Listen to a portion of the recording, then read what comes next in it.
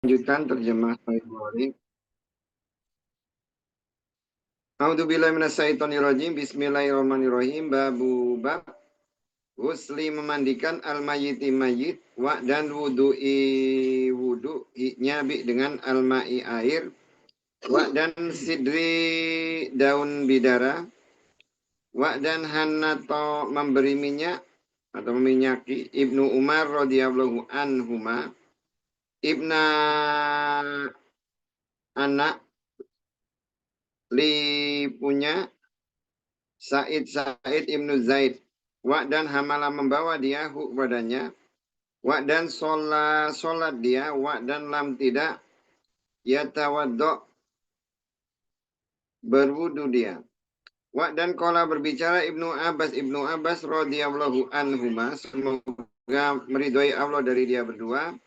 Al muslimu orang muslim la tidak yanjus najis hayan baik hidup wa dan la tidak mayitan mati. Wa dan kola berbicara Said kalau kana ternyata najisan najis ma tidak masa itu menyentuh aku padanya. Wa dan kola berbicara Nabi sallallahu alaihi wasallam al mu'minu orang muslim la tidak jus najis.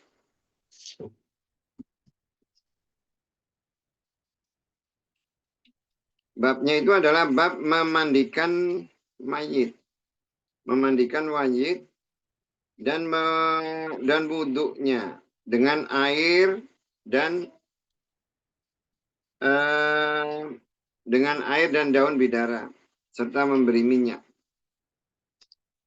Sebenarnya kalau di dalam hadisnya nanti kita akan lihat memang judulnya Bukhari itu memandikan dan mewudukan ya, mewudukan. Tapi di hadisnya nanti tidak jelaskan bahwa memang kewajiban mayit itu ya dimandikan ya untuk mayit-mayit yang umum. Mayit umum tadinya kecuali orang yang mati syahid ya. Orang mati syahid kan tidak dimandikan, tidak disolatan dan juga tidak dikafani. Tapi kalau yang selain itu, orang Islam itu hukumnya itu wajib memandikan orang yang sudah meninggal.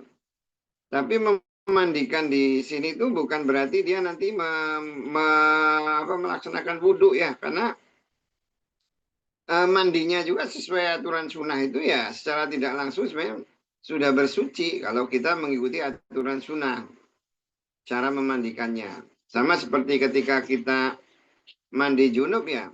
Kalau kita mandi junub itu mengikuti aturannya, aturan mandi junub kan berarti kan dimulai dari berwudu dulu ya, berwudu dulu, kemudian setelah berwudu selain kaki, berwudu selain kaki. Kan diawali dari mencuci tangan, kemudian mencuci muka, diteruskan ya dengan membasuh seluruh anggota wudu, baru setelah itu kita menyiram bagian badan sebelah kanan. Nah, terus baru yang lainnya. Baru yang terakhir kita mencuci kaki, membasuh kaki. Nah sebenarnya kalau kita sudah seperti itu, ketika kita mandi junub, itu sudah suci, tidak perlu lagi berwudu sebenarnya. Tidak perlu lagi berwudu. Kecuali kalau kita mandinya jebar-jebur aja. Kalau kita mandinya jebar-jebur tidak niat bersuci ya kita harus wudu. Karena berarti kan masih belum suci. Walaupun kita sudah hilang janabah tapi belum bersuci.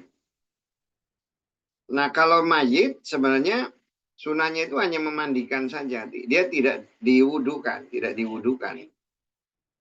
Terlepas apakah mandi itu dia sudah sama dengan bersuci atau tidak. Tapi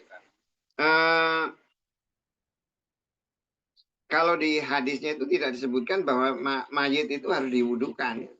Karena sebenarnya kan kalau wudhu itu kan untuk sholat gitu kan ya. Untuk sholat itu berwudhu. Karena aslinya orang Islam itu tidak najis.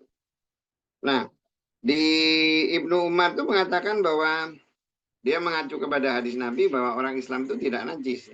Jadi kalau orang memandikan orang yang meninggal, misalnya dia menyentuh orang yang meninggal, itu tidak membatalkan wudhu dia.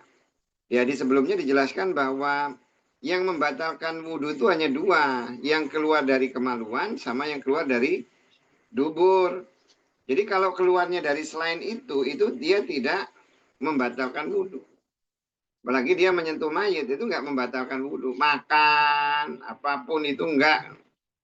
Kalau tidur juga, kalau tidur tidak kentut ya sebenarnya juga tidak membatalkan wudhu. Hanya dikhawatirkan ketika kita tidur, kita mungkin kentut nggak sengaja. Tapi kalau kita tidurnya yakin bahwa kita itu tidak tidak kentut, ya nggak apa-apa kita. Yang penting tidak ragu. Makanya kalau orang dia sudah memandikan mayat, ya nggak perlu berwudu lagi. Hanya kadang kan orang itu tidak serak gitulah ketika sebenarnya kan kita ini kan kalau udah wudu gitu ya, misalnya wudu sholat duhur ya, kita melakukan dua hal nggak ya? Dua hal itu kita menyentuh barang najis atau kita keluar sesuatu dari kemaluan kita atau dari dubur kita, itu cuma dua itu. Tapi kalau yang lain-lain makan atau apa ya sebenarnya tidak membatalkan wudhu karena orang Islam itu bukan najis. Nah, bukan najis itulah kaitannya dengan hadis ini gitu loh. Bukan kaitannya dengan hadis ini. Lalu kita lihat hadisnya. Hadasa telah menceritakan kepada kami Ismail ibnu Abdullah.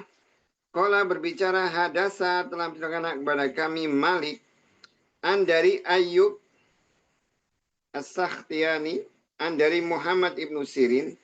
An dari Ummu Atiyah Al-Ansoriyah radhiyallahu anha qalat berbicara dia, dakhala masuk ala kepada kami Rasul Allah sallallahu alaihi wasallam hina ketika tuwfiyat diwafatkan ibnatu anak perempuan hunya. Maka qala berbicara dia iksil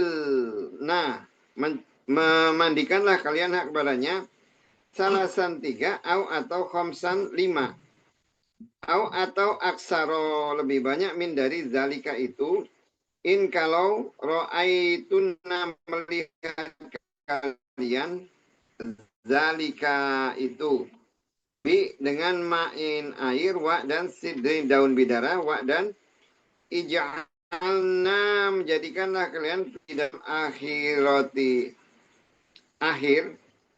Kafuro itu kayak minyak wangi ya, sebangsa minyak wangi. Atau sayan sesuatu min dari kafur.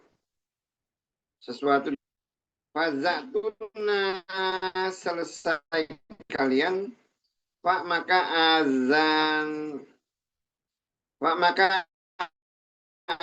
azinta memberi lagi kepadaku. Pak maka lama ketika farokna selesai kami azana memberitahu kami kepadanya Pak maka atau memberi dia anak kepada kami hikwa kawin huknya. Pak maka kola berbicara dia asirna membungkuslah kalian hak kepadanya iya kepada huknya takni maksudnya izaro sarung huknya.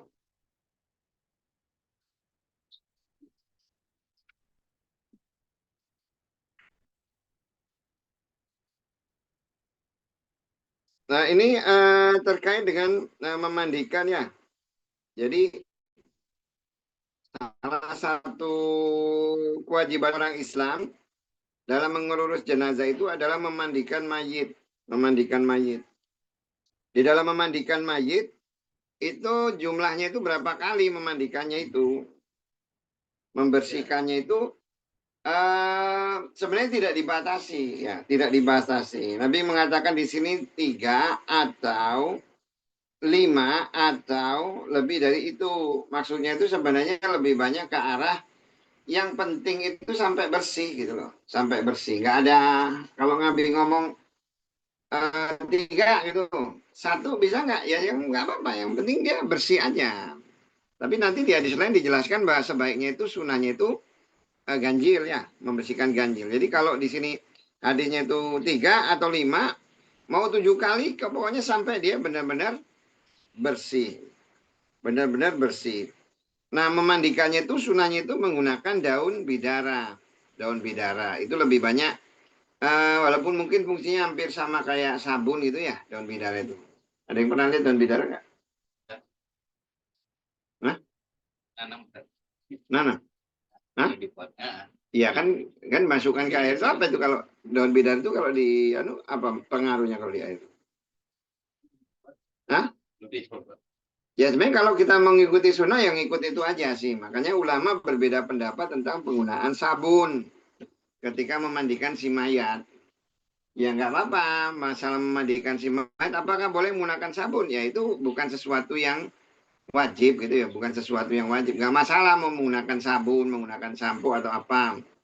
Tapi kalau kita mau mengikuti sunnah ya kata Nabi itu menggunakan daun bidara. Terlepas waktu itu ada sabun atau tidak, ulama kan mengkiaskan bahwa maksudnya menggunakan daun bidara itu lebih banyak ke arah dia bisa membersihkan kotoran gitu loh.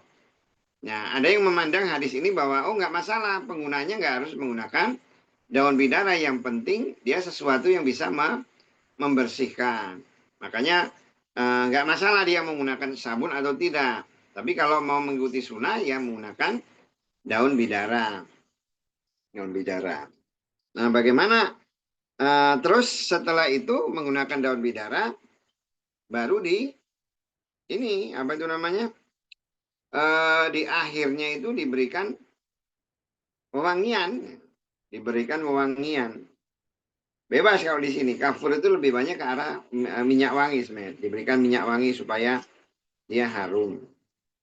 Nah, ketika Nabi itu memandikan ya, meminta memandikan, dia menyuruh perempuan, dan Nabi itu ketika memerintahkan memandikan mayat itu tidak detail gimana caranya.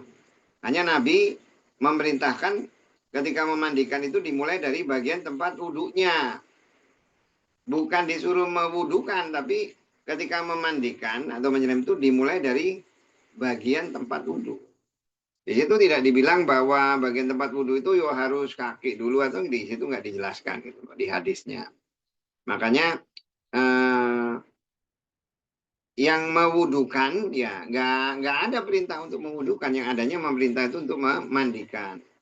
Dimulai dari bagian wudhu ya, bagian wudhu kan berarti kan muka gitu kan ya, muka, nanti mulutnya dibersihkan, apa hidungnya bersihkan, telinga, tangan, kemudian baru bagian yang sebelah kanannya. Bagian sebelah kanan kan berarti bagian yang tidak terkena wudhu. Terkena wudhu kan seperti paha, perut, tapi ambil sebelah kanan. Sunahnya itu seperti itu. Sunahnya ketika memandikan, perintah Nabi itu seperti itu. Memandikan mayat. Nah, kemudian Nabi itu memberikan kain. Memberikan kainnya. Nanti kita jelaskan terkait dengan penggunaan kain ya. Kalau di sini Nabi hanya memberikan satu kain untuk anak perempuannya. Anak perempuannya ketika ini anak perempuannya itu Rukayah ya. Rukayah kan ada dua ya yang dinikahkan dengan Utsman ya.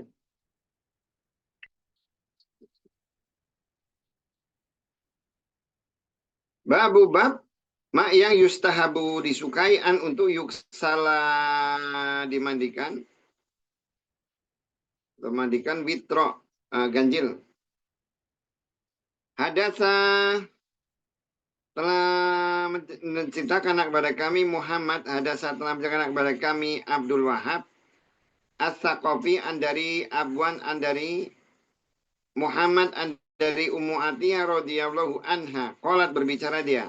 Dakhala masuk ala kepada anak kami Rasul Allah sallallahu salam. Wa dan nahnu kami naksilu memandikan kami ibnata anak perempuan hunya. Pak maka kola berbicara dia, iksil memandikanlah kalian hak badannya salasan 3 atau khomsan 5. atau aksar lebih banyak min dari zalika itu bi dengan ma'in air wa dan sidrin sider atau daun bidara wa dan ija'alna menjadikanlah kalian fi di dalam akhir kapuro minyak wangi. Pak maka ida apabila faza tuna selesai kalian Pak maka azanna memberi tahukanlah kalian ni kepadaku. Pak maka lama ketika fazakna selesai kami azanna memberitahu kami kepadanya. Pak maka alqa memberikan dia ilah kepada anak kami hakwa kain huknya. Pak maka kola berbicara asirna membungkuslah kalian ia kepada huknya. Pak maka kola berbicara Ayub wa dan hadasa telah menceritakan kepada kami Habso bi dengan misli sebangsa hadisin hadis Muhammad wa dan karena ternyata di dalam hadis Habsah iksalna memandikanlah kalian hak badannya witron dengan ganjil. Dan karena ternyata di dalam hiknya salasan tiga atau khomsan 5 atau sabaan 7. Dan karena ternyata di dalam hiknya anasunya huknya kola berbicara dengan dia ibda'u mulalah kalian bi dengan mayamini sebelah kanan haknya. Dan mawadi'i tempat wudu min dari haknya. Dan karena ternyata di dalam hiknya annasunya Ummu Atiyah qalat berbicara dia dan masatna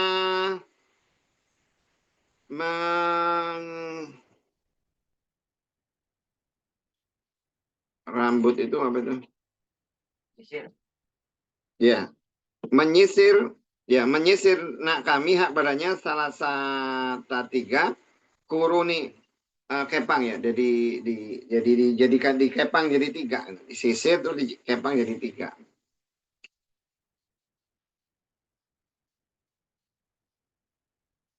Jadi kalau kita lihat di sini memandikan ini Nabi itu tidak detil ya. Tidak detil. Berbeda ketika Nabi itu mengajarkan berwudu atau ketika dia mengajarkan mandi junub. Ketika mandi junub kan jelas ya perintah Nabi kan ya.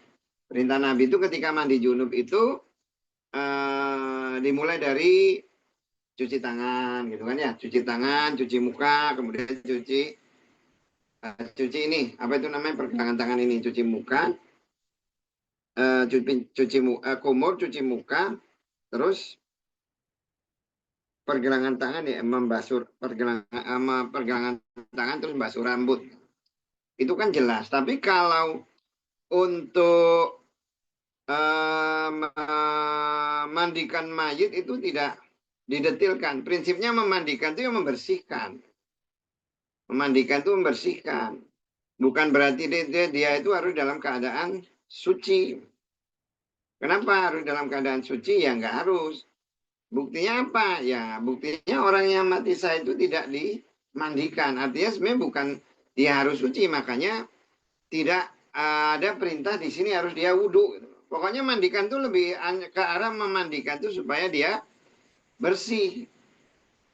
Makanya di hadisnya itu dimandikan itu perintah di awal kan mulailah dari sebelah kanan. Kemudian dan juga di bagian yang tempat-tempat wudhunya.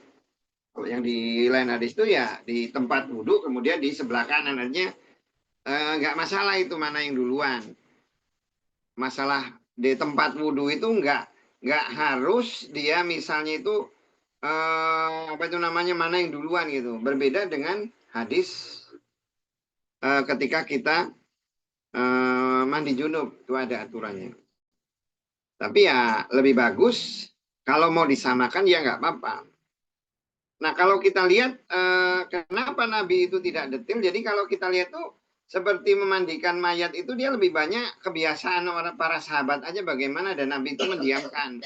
Seperti misalnya kalau perempuan tuh rambut itu disisir, ya, disisir, kemudian dijadikan 3 kepang.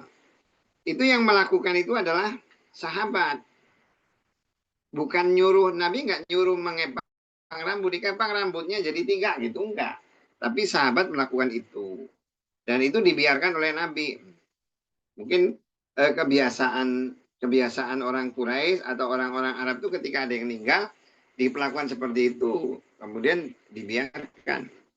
Termasuk juga mengkafani mayit, ya. Sebenarnya mengkafani mayit itu prinsipnya itu adalah menutup, ya. Menutup. Tidak dikatakan bahwa ini cara menutupnya itu di hadis itu tidak dijelaskan. Karena prinsipnya itu namanya menutup, ya pokoknya auratnya itu tertutup. Menutupnya gimana? Nggak? Makanya di fikih nanti dijelaskan. Di fikih itu bagaimana cara mengkafani mayit itu dijelaskan tuh di fikih. Tapi kalau kita lihat hadisnya itu, hadis itu tidak mempermasalahkan.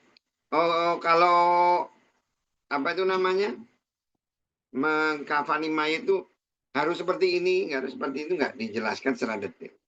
Karena nanti di beberapa hadis kelihatan, oh ada sahabat yang dia cuman pakai 1 kain, ada yang 2 kain, ada yang dia menggunakan 3 kain.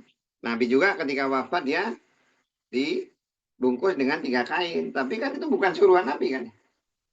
Suruhan Nabi. Itu dilakukan ini. Oh kalau laki-laki 3, kalau perempuan 5. Iya, tapi itu bukan perintah Nabi. Tapi itu dilakukan oleh para sahabat. Kalau kita mau ngikut ya nggak apa-apa. Tapi bukan berarti kalau kita nggak ngikut seperti itu berarti mandinya itu menjadi batal gitu.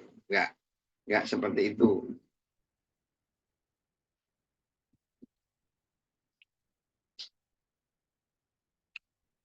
Babu bab yubda'u dimulai bi dengan mayamini, bagian badan sebelah kanan al-mayyiti, orang yang meninggal.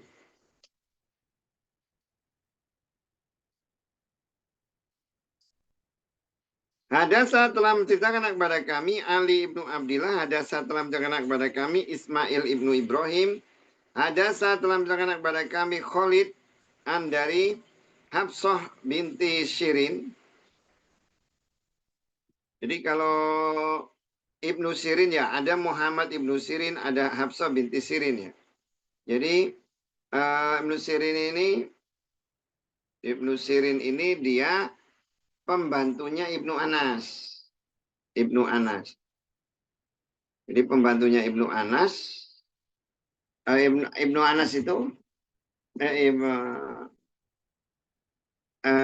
Anas bin Malik ya, Anas bin Malik.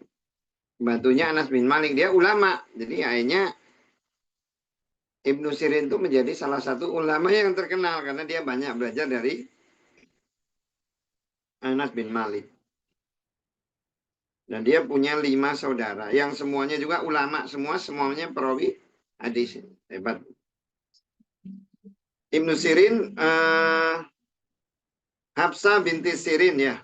Jadi anaknya itu 5, anaknya Ibnu Sirin itu 5, ulama semua.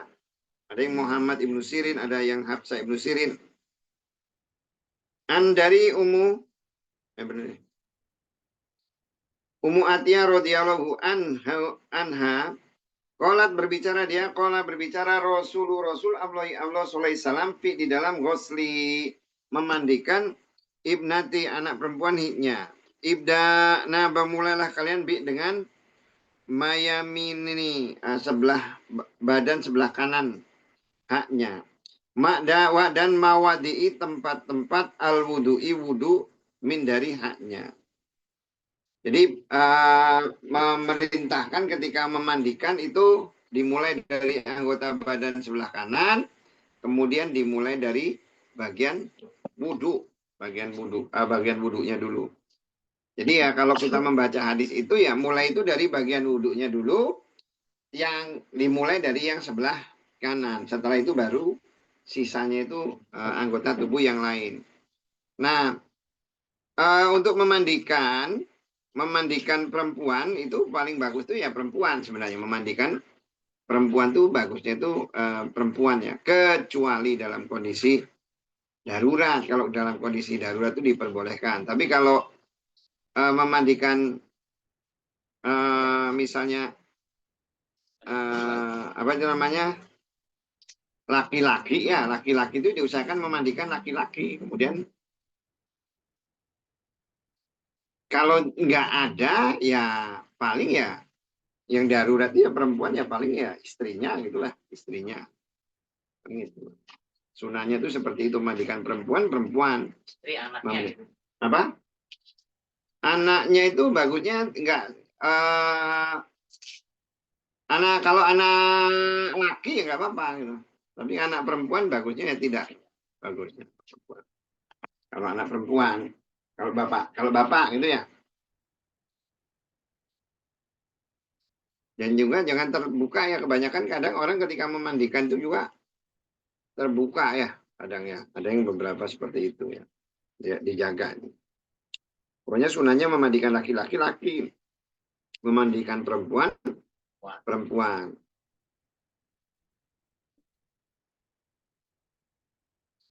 Babu bab mawadi'i tempat al-wudu'i wudu min dari al-mayyiti mayyit. Hadasa telah menceritakan kepada kami Yahya ibnu Musa. Hadasa telah menceritakan kepada kami Waqi. An dari Sufyan, an dari Khalid al-Jada'i, an dari Hafsah binti Sirin, an dari Ummu Atiyah radhiyallahu anha. Qalat berbicara dia lama ketika Ghasalna memandikan kami. Binta anak perempuan Nabi Yusuf alaihissalam. Qala berbicara dia lah kepada anak kami wa dan nahnu kami naksilu memandikan kami hak padanya. Ibda'u memulailah kalian bi dengan mayamini sebelah kanan haknya wa dan mawadi'i tempat al-wudu'i wudu. Nah, di sini dua hadis ya, Bukhari itu satu hadis, tapi oleh Bukhari ketika satu hadis itu perawinya beda. Ini kan kalau dari matanya itu kan sama ya. Cuman lihat tuh dua hadis. Yang satu Ali ibnu Abdillah, hadisnya sama. Dimulai dari Ali ibnu Abdillah, yang kedua ini Yahya ibnu Musa. Dua hadis yang sama, tapi perawinya beda. Oleh Bukhari itu diambil menjadi dua hadis dengan judul yang berbeda. Di judul yang pertama itu dimulai dengan bagian tubuh sebelah kanan. Kemudian di hadis yang kedua itu judulnya itu tempat wudhu. Nah, oleh karena itu orang ketika dia menafsirkan hadis itu harus memahami juga polanya Bukhari. Bukhari itu ketika ada satu hadis dia diulang-ulang, biasanya Bukhari itu ketika satu hadis itu memang hadis yang sahih dan mutawatir, dia akan mengulang-ulang. Tapi ketika dia itu sendiri agak ragu, dia tidak mengulang hadis itu. Dia tidak mengulang hadis itu. Jadi prinsipnya sama ini. Memandikan mayat itu dimulai dari badan sebelah kanan, kemudian di tempat wudhunya. Nah, kalau kita gabungkan hadis itu kan berarti kita itu kan memandikan itu dimulai dari sebelah kanan, kemudian bagian wudhunya. Habis itu baru seluruh badan. Babu bab hal apakah tukafanu dikafani almar'atu perempuan di dalam izari sarung rojuli laki-laki. Hadasa telah menceritakan kepada kami Abdurrahman ibnu Hamad. Akbaro telah mengabarkan kepada Ibnu Aun dari Muhammad dari Ummu Atiyah. Qalat berbicara dia. Tufiat wafatkan bintu anak perempuan Nabi Sallallahu Alaihi Wasallam.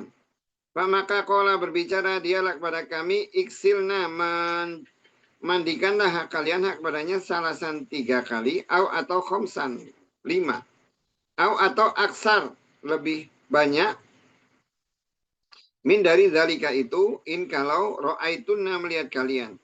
Pak maka ida apabila faza'tuna selesai kalian pak maka azinnani memberitahukanlah kalian ni kepadaku. Pak maka lama ketika faza'na selesai kami azanna memberitahu kami kepadanya. Pak maka Naza'a mencopot dia min dari hakwi kain hiknya, izaro sarung haknya, huknya. Wa dan kola berbicara dia asirna membungkuslah kalian hak badannya, ia kepada huknya. Jadi kalau di hadis ini, ketika anak perempuan Nabi meninggal, ini nggak tahu yang Ruqayyah apa Ibnu Kulsum ya, Ummu Kulsum ya, Ruqayyah. Yang meninggal, maka dia suruh membungkus ya, membungkusnya itu dengan kain. Nah kainnya itu kain dari Nabi, kain yang dipakai oleh Nabi. Kainnya itu satu kan, berarti kan satu. Makanya ulama itu sebenarnya menetapkan ketika mengkafani seorang perempuan itu sebenarnya nggak mutlak bahwa dia harus 5 gitu loh. Kalau memang ada ya 5 gitu loh. Tapi ketika tidak ada, adanya satu yang prinsipnya itu menutup, karena intinya itu menutup sebenarnya. Karena di hadis itu tidak diatur gimana cara cara mengkafan itu, karena yang prinsipnya itu dia nutup aja. Nah ini dilakukan oleh Nabi, dia hanya memberikan satu kain, kainnya itu seperti kain sarung. Mungkin kain sarungnya yang besar ya, yang bisa dipakai untuk menutup. Apakah di hadis itu tidak dijelaskan apakah Nabi itu memberikan itu, kemudian masih ditambah dengan kain yang lain, kemudian itu dipakai untuk membungkus anaknya. Karena beberapa juga kadang Nabi juga dia memberikan juga kain dia kepada sahabatnya yang meninggal. Itu mungkin mengambil keberkahan dari itu. Tapi ulama mengatakan bahwa sesuatu yang dari Nabi, apakah itu barang atau apa, yang diambil untuk dijadikan keberkahan itu boleh. Tapi kalau bukan Nabi tidak boleh. Kayak kita mengambil dari kiai atau sahabat itu nggak ada gitu loh. Karena kalau apa dasarnya? Ya dasarnya adalah itu tidak dilakukan oleh para sahabat. Sahabat-sahabat itu ketika dia meninggal itu nggak ada itu yang dia minta bajunya Umar atau bajunya Utsman atau apa. Kita tahu bahwa mereka itu adalah orang-orang yang udah pasti soleh dan dijamin masuk surga. Makanya nggak ada. Tapi orang itu nggak minta barokah atau keberkahan dari barang-barang dia itu tidak ada. Tapi kalau orang sahabat yang dia minta keberkahan dari barang Nabi, ya ada. Misalnya ketika Nabi itu di waktu perjanjian Hudaybiyah itu Nabi itu berwudu ya. Berwudu para sahabat itu berebutan air wudunya Nabi gitu. Bahkan ada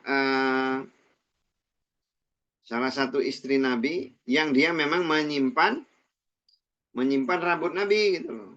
Apa yang seperti itu enggak masalah yang seperti itu kalau itu memang dari Nabi. Karena memang Nabi itu diberikan kelebihan dibandingkan manusia yang lain. Apa yang dia pakai, apa yang dia makan, itu memberikan keberkahan. Contohnya Anas ya. Anas itu ketika pertama kali lahir bayi Anas, dia didatang oleh orang tuanya itu dibawa ke Nabi. Oleh Nabi, dia ngambil kurma terus dikunyah-kunyah terus dimasukkan ke mulutnya. Nah sebab itu Anas itu jadi anak yang pintar. Anak yang pintar. Jadi ulama yang terkenal karena itu kecerdasannya luar biasa Anas itu. Gitu. Itu salah satunya itu dia mendapatkan keberkahan dari itu. Tapi bukan berarti nanti orang biasa ngikut apa yang dilakukan oleh Nabi gitu loh. Jadi nanti juga orang nyalakan ini kok Nabi melakukan seperti itu kalau di dalam kesehatan nggak boleh. Nabi beda gitu loh. Nabi beda sama manusia. Hah? Alasannya sunnah kalau sekarang. Ya termasuk kan Nabi kan meludah gitu nyemburin kan gitu kan. Ke salah satu anak kan kalau dihadiskan itu kan ya, tapi itu kan untuk maksudnya nyembur itu bukan kayak sekarang ikut-ikut nyembur tuh memberikan keberkahan. Nabi niatnya memberikan keberkahan. Tapi bukan berarti lantas orang seperti kiai atau apa melakukan hal yang sama. Alasan kiainya, ya ini sunnahnya seperti itu. Ya, tapi masalahnya sahabat itu tidak melakukan itu masalahnya kan gitu. Kalau itu memang sunnah, alasannya ngikut hadis ya boleh aja. Tapi masalahnya Umar, Abu Bakar tidak diambil keberkahannya itu oleh sahabat itu. Padahal mereka jelas-jelas orang yang soleh gitu kan, orang-orang yang soleh. Nggak ada itu yang apa itu. Tapi kalau Nabi ya wajar.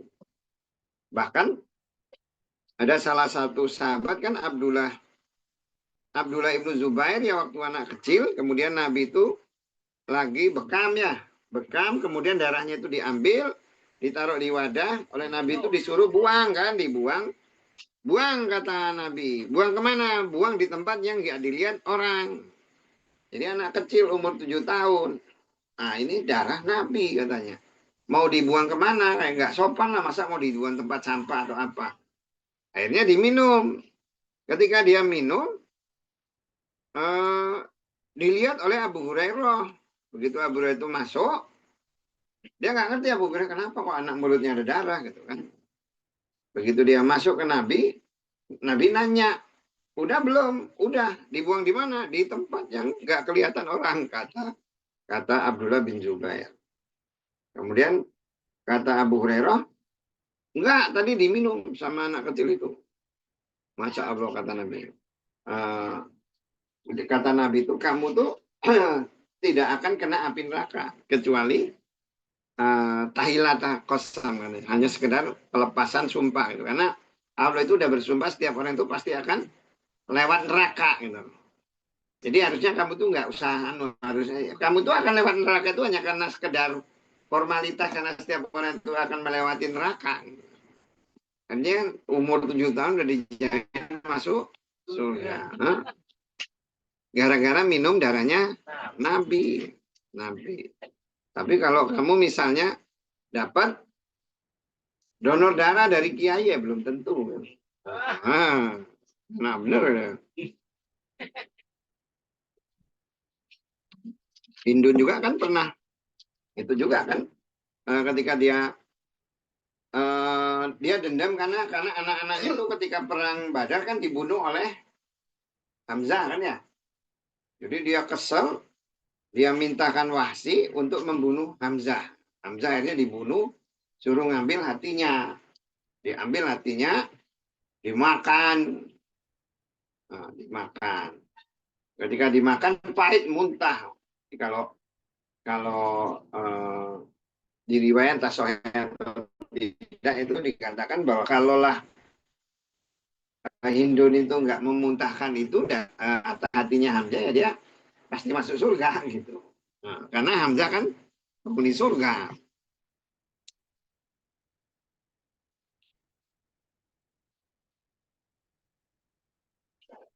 Bab ya ja'alu menjadikan kafuro minyak wangi di dalam akhirnya. Hadasa telah menceritakan kepada kami Hamid ibnu Umar. Hadasa telah menceritakan kepada kami Hamad ibnu Zaid an dari Ayub an dari Muhammad an dari Ummu Atiyah qalat berbicara. Tuwfiyat diwafatkan ihda salah satu banati anak perempuan Nabi sallallahu alaihi wasallam. Pak maka kharaja keluar dia.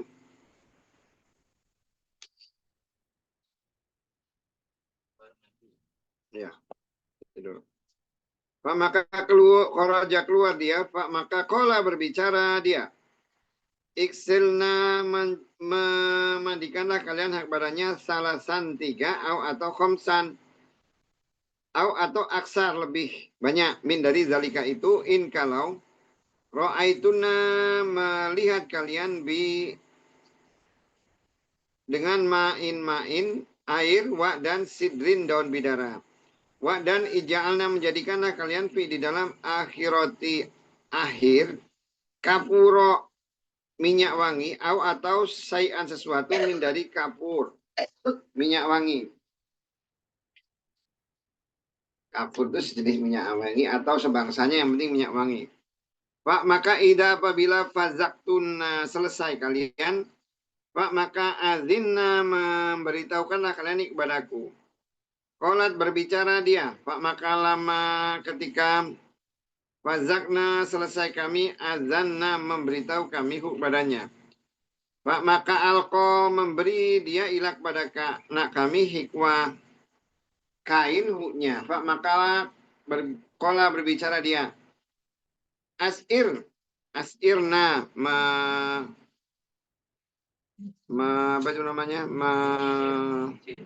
Bukan lah. Membungkuslah kalian hak badannya ia kepada huknya.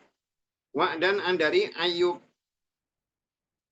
andari Habsah andari Ummu Atiyah radhiyallahu anhuma dengan nahwi sebangsa zalika dengan nahwi sebangsa hiknya. Wa dan kolat berbicara dia inna sungguhnya huknya kola berbicara dia iksalna memandikanlah kalian hak kepadanya salasan 3 atau khomsan 5 atau sabaan 7 atau aksar lebih banyak min dari zalika itu in kalau ro'aitunna melihat kalian. Qolat berbicara dia Habsah Qolat berbicara Ummu Atiyah radhiyallahu anha wa dan ja'alna menjadikan kami roksa kepada rambut haknya salasan 3 kurunin kepang. Ya, jadi rambutnya nih. Ini hadisnya ini berulang-ulang ya, oleh Bukhari dengan perawi yang berbeda. Hanya dia mengambil hikmah dari setiap perkataan ya, setiap perkataan. Kalau di awal boleh nggak perempuan itu menggunakan kainnya laki-laki, nggak masalah gitu. Kalau di awal itu kan ya hadis yang awal. Kemudian yang sekarang ini hadisnya cerita tentang minyak wangi, penggunaan minyak wangi. Kalau minyak wangi itu nggak masalah kalau menurut ulama karena kafur itu memang sebangsa minyak wangi, tidak ada perbedaan pendapat tentang jenis minyak wanginya apa. Yang berbeda pendapat itu tentang penggunaan sabun sebagai pengganti daun bidara, tapi itu sebenarnya nggak masalah ya, karena memang inti dari memandikan itu ya lebih banyak ke arah dia membersihkan orang yang meninggal. Bab nakdi mengurai sa'ri rambut almar'ati perempuan. Wa dan kola berbicara Ibnu Sirin la ba'sa enggak masalah an untuk yang kodo mengurai sa'ru rambut al-mayiti mayit. Ya kalau Ummu Atiyah dan itu yang memandikan anak perempuan Nabi beserta temannya itu rambutnya anak Nabi itu dikepang 3. Tapi dia mengkepang 3 itu bukan karena perintah Nabi. Ya mungkin kebiasaan lah, kebiasaan di situ kalau perempuan dikepang 3. Makanya di sini Ibnu Sirin mengatakan nggak masalah kalau rambutnya nggak mau dikepang, nggak masalah. Mau diurai aja nggak masalah. Maksudnya urai itu dibiarin aja, nggak dikepang, nggak diikat lah, nggak masalah. Di sini paroknya loh, bukan pajak. Mana? Di?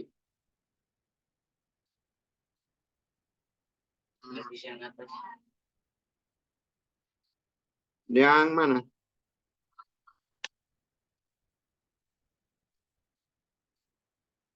Yang mana?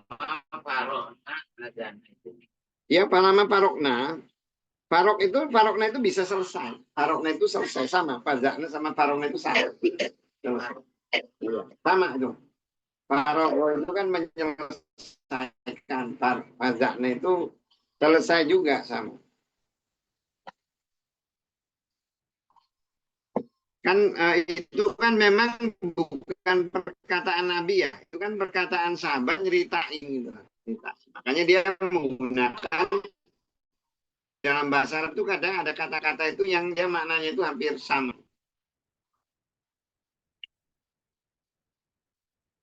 Hadasa telah menceritakan kepada kami Ahmad. Hadasa telah menceritakan kepada kami Abdullah ibnu Wahab. Akbar telah mengabarkan kepada kami Ibnu Juraij. Kala berbicara Ayub. Wa dan Sami itu mendengar aku Habsah binti Sirin. Qalat berbicara dia, hadasa telah berkata kepada kami Ummu Atiyah radhiyallahu anha, anna sungguhnya hunna mereka ja'alna menjadikan dia roksa rambut binti Rasulullah SAW salah satu tiga kuru kepang. Nakotna mengurai kami, suma terus, gosalna memandikan kami padanya, suma terus, ja'alna menjadikan kami padanya salah satu tiga kuru kepang. Jadi waktu mencuci itu, waktu memandikan rambutnya itu diurai gitu loh. Diurai baru setelah selesai dikeringkan dikepang. Tapi ini hadis ini bukan perintah Nabi. Bukan perkataan atau perintah Nabi, tapi perbuatan sahabat yang itu oleh Nabi nggak diatur gitu. Karena Nabi kan nggak lihat juga gitu kan ya. Nabi kan nggak lihat juga. Jadi oleh Nabi nggak masalah, itu kebiasaan. Jadi memang artinya kalau ada sesuatu yang oleh Nabi itu dibiarkan itu karena itu sesuatu kebiasaan, bukan berarti nanti itu menjadi tidak semuanya itu menjadi sunnah gitu loh, tidak menjadi sunnah. Jadi seperti mengempang rambut, apakah sunnahnya seperti itu? Ya enggak. Itu kebiasaan aja, enggak masalah, itu enggak diatur di dalam agama. Mau dikempang, mau dianu sama dalam hukum. Apakah kalau dia dikempang tidak menjadi sunnah? Ya enggak. Tapi karena nanti kalau orang berpendapat bahwa ini kan perbuatan sahabat yang oleh Nabi itu tidak tidak dilarang, tidak dianu. Ya, tidak dilarang itu bukan berarti kalau sesuatu itu terus menjadi Nabi berarti sesuatu yang benar ya. Kita melihat konteksnya. Bab kaifa bagaimana is'ar membungkus al-mayyiti mayyit. Dan qala berbicara al-Hasanu Hasan al-hirfatu kain kafan Khomisatu 5 tasudu mengencangkan bi dengan hiknya fakhidain dua paha dan warikaini dua ujung paha tahta di bawah dar itu pelindung badan ya, pelindung badan dia seluruh badan gitu.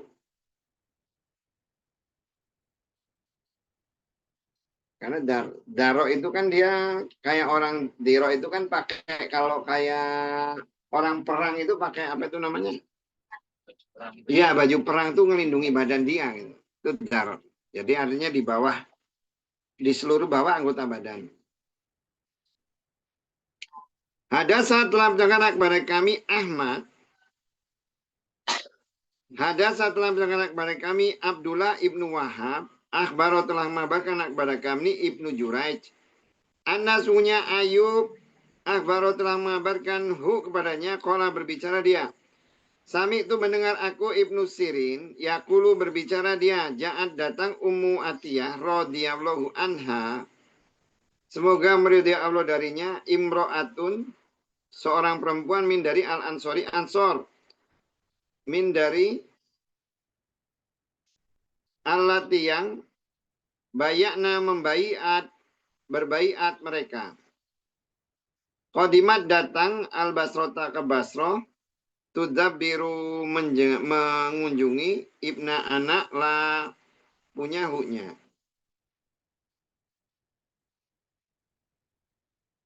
Mengunjungi anaknya. Pak makalam tidak tudrik menemukan, ketemu dia hak huk padanya. Pak maka hadas sat menceritakan dia anak kepada kami, kolat berbicara dia, dakhala masuk anak kepada anak kami Nabi SAW, dan nanu kami naksilu memandikan kami ibnata anak perempuan huknya. Pak maka kola berbicara iksil memandikanlah kalian hak kepadanya salasan 3 atau khamsan 5 atau aksar lebih banyak min dari zalika itu in kalau Ra'aitunna melihat kalian dalika itu dengan ma'in air wa dan sidr daun bidara wa dan ija'alna menjadikanlah kalian di dalam al akhirati akhir kafuro minyak wangi. Pak maka ida apabila fazatun selesai kalian Pak maka azinani memberitahukanlah kalian nih kepadaku. Kolat berbicara dia, maka lama ketika fazakna selesai kami alko memberi dia ila kepada anak kami hikwa kain huknya. Maka kola berbicara dia, asirna membungkuslah kalian hak padanya. Ia kepada huknya wadam lam tidak Yazid menambah dia ala kepada zalika itu wa dan la tidak adri tahu ayu mana banati anak perempuan hiknya. Wa dan za'ama mengira annasunya al-is'al membungkus itu al-ulfub nama ngelipat gitulah. Yang bungkus ya. Ulfub itu hanya melipat. Melipat itu bukan melipat itu kalau ya membungkus lah ya. Kayak umpamanya ini apa itu namanya kain diiniin gitu loh. Apa yang bungkus lah ya. Nah, membungkus ya. Dilipat berulang. Fi di dalam nyawa dan ka seperti dalika itu karena ternyata Ibnu Sirin ya'muru menyuruh dia kepada almar'ati perempuan an untuk tus'aro membungkus dia wa dan la tidak tuzaro dipakaikan sarung ya.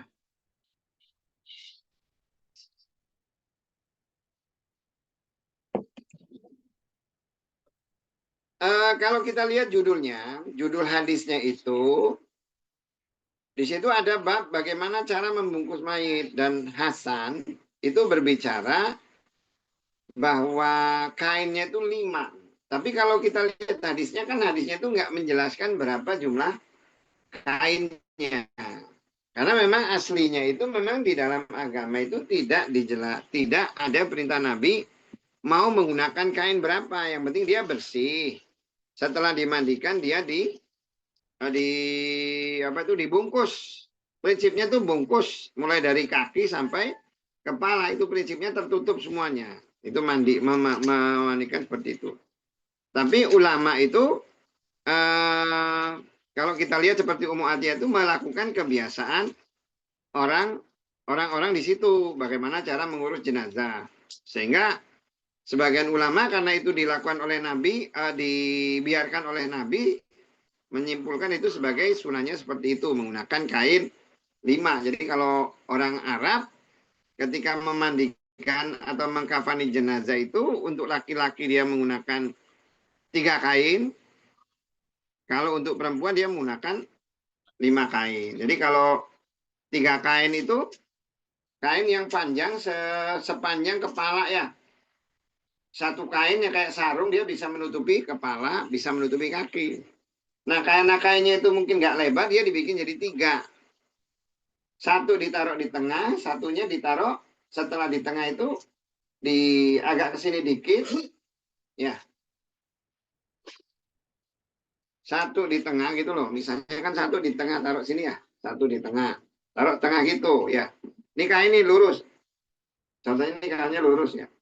Kemudian yang satu ditaruh di sini, agak manjang ke kiri, misalnya sama-sama 1 meter gitu ya. Kayaknya itu ada 3. Kalau misalnya panjangnya itu sama-sama 1 meter atau 1,5 meter ya, berarti kain yang kedua dan ketiga itu ditaruh 0,5 meternya di sini, 0,5 meternya di sini gitu loh. 0,5 meter di situ baru dilipat. Nanti dipakaikan untuk membungkus jadi double gitu ya. Lebih.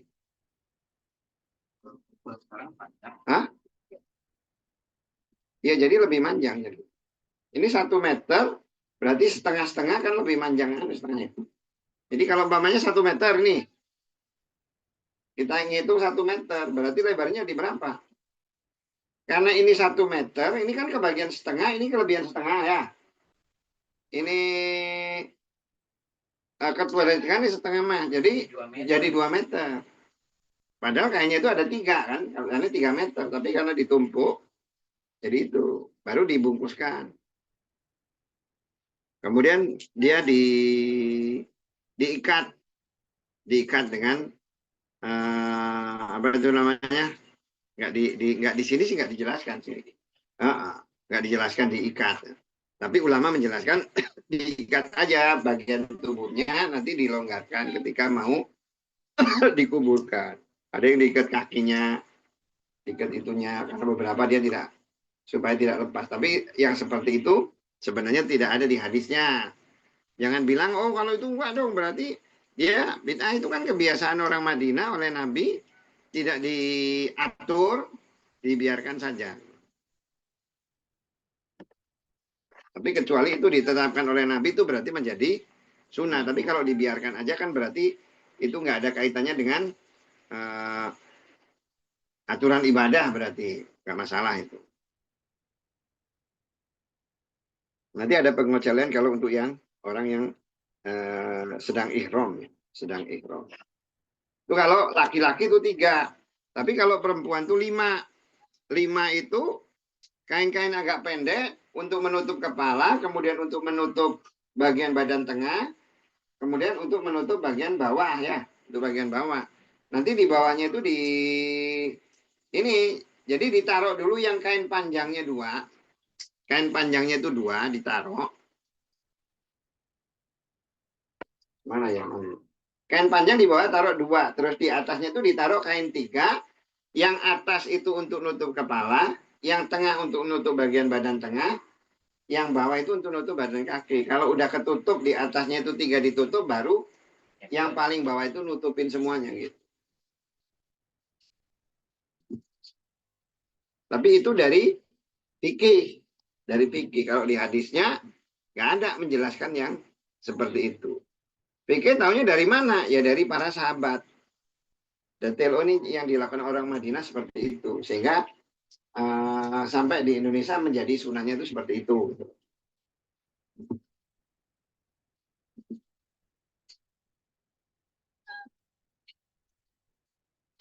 Babun bab, berikannya. Hal apakah yuja'alu dijadikan saru rambut almarat marmati perempuan salah satu 3 kuru kepang. Hadasa dalam jalan kepada kami komiso, hadasa dalam jalan kepada kami Sufyan, andari Hisam, andari Ummu Hudain, andari Ummu Atiyah radhiyallahu anha. Qalat, berbicara dia.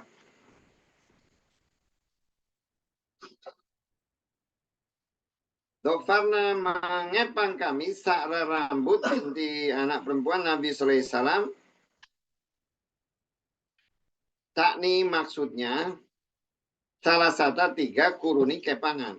Wa dan kola berbicara waki kola berbicara Sufyan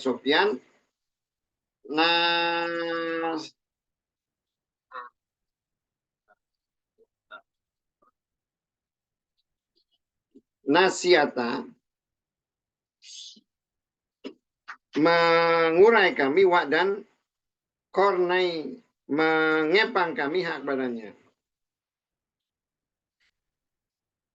Jadi ini perilaku sahabat ya, perilaku sahabat. Perilaku sahabat ada yang mengatakan itu sebagai sunnah gitu loh. Ada yang dia mengatakan kalau perilaku sahabat, ini kan hadisnya itu berarti kan mauquf ya. Mauquf, perilaku sahabat yang didiamkan oleh Nabi gitu loh, didiamkan. Jadi ada yang mengatakan itu sebagai sunnah, ada yang mengatakan itu tidak menjadi sunnah, tapi yang nggak masalah yang seperti itu mau diikuti atau tidak. Babu bab yulko diletakkan sa'ru rambut almar'ati perempuan kholfa di belakang haknya. Hadasa telah menceritakan kepada kami Musadat, hadasa telah menceritakan kepada kami Yahya Ibnu Sa'id dari Hisam Ibnu Hasan, kola berbicara dia, hadasa telah menceritakan kepada kami Hafsah an dari Ummu Atiyah radhiyallahu anha qalat berbicara tuwfiyat diwafatkan ihda salah satu banati anak perempuan Nabi sallallahu alaihi wasallam. Pak maka ata datanglah kepada kami Nabi sallallahu alaihi wasallam.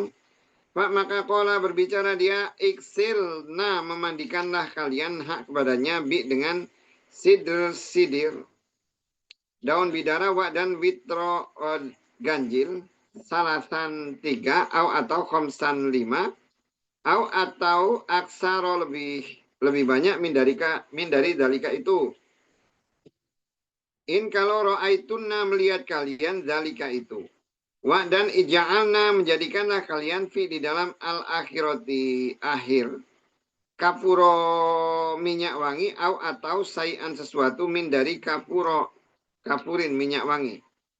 Pak maka ida apabila faza'tunna selesai kalian, Pak maka azinnani memberitahukanlah kalian kepadaku. Pak maka lama ketiga faza'na selesai kami, azanna memberitahu kami hu kepadanya. Pak maka alko memberikan dia ila kepada anak kami hikwa kain huknya. Pak maka dofarna mengepang kami sa'ra rambut haknya salah satu 3 kurunin kepangan. Wa dan alqoina meletakkan kami hak padanya kolpa di belakang haknya. Jadi kalau setelah rambut dikepang itu diletakkan di belakang. Di belakangnya, bukan ditaruh di depan. Tapi ya tadi itu kebiasaan orang Madinah. Jadi kebiasaan orang Madinah itu ada yang dia memang dijadikan sunnah, ada yang tidak. Seperti misalnya nih. Masih nyambung ya? Masih. Ya. Seperti misalnya gini, apa itu namanya? Hukum kisos ya. Hukum kisos itu hukum yang memang diterapkan dari dulu diterapkan untuk orang Arab. Orang membunuh dia harus membayar diat. Jadi orang membunuh dia membayar diat. Diatnya itu 100 ekor onta. Atau sama aja 1000 ekor sapi. Kemudian nih nanti kalau dia melukai kangan ya seperti itu diatnya sama disamakan.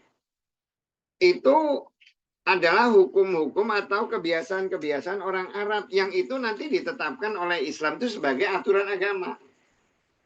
Dia diteruskan, jadi hukumnya hukum kisos yang biasa dilakukan oleh Arab itu ditetapkan sebagai aturan agama. Maka seperti itu tuh menjadi sunnah. Karena itu ada Qur'annya, ada hadisnya memerintahkan seperti itu. Jadi jangan ada orang bilang, oh itu kan kebiasaan orang Arab seperti itu. Kalau kita kan nggak ada di dalam agama, itu kan karena orang Arab dulu. Nggak, itu kan kebiasaan orang Arab yang dia dijadikan sebagai aturan agama. Tapi ada kebiasaan orang Arab yang dia tidak dijadikan aturan sebagai aturan agama, nggak jadi sunnah. Ya yang seperti itu nggak masalah, nggak harus mutlak diikuti gitu. Nggak mutlak harus diikuti. Tapi kalau yang sudah ditetapkan sebagai aturan agama ya hukumnya wajib untuk diikuti. Salah satunya ya tadi hukum kisos. Hukum kisos itu hukum yang memang diterapkan untuk orang Arab dulu kemudian ditetapkan sebagai aturan Islam. Tapi terkait dengan hukum-hukum bagaimana misalnya mandi, ya, cara mandi atau cara mengkafani, yang seperti itu ada yang melihat sebagai sesuatu yang dia dilakukan oleh sahabat dan pada zaman Nabi, kemudian oleh Nabi tidak diatur gitu. Ada yang mengatakan karena Nabi diam berarti dia menyetujui, berarti itu sebagai aturan agama. Tapi ada juga yang mengatakan kalau ya Nabi itu diam itu karena dia tidak mau ngatur itu. Karena yang penting kan prinsipnya di dalam Islam ketika mandi itu kan dia bersih. Kemudian ketika mengkafani, nanti prinsipnya dia tertutup. Apa buktinya? Buktinya ada hadis-hadis lain yang menunjukkan bahwa ada sahabatnya yang cuman mandi itu pakai kain itu cuman satu gitu loh. Satu untuk perempuan, laki-laki, padahal di narasinya ada 5 gitu. Tapi ada yang cuma satu.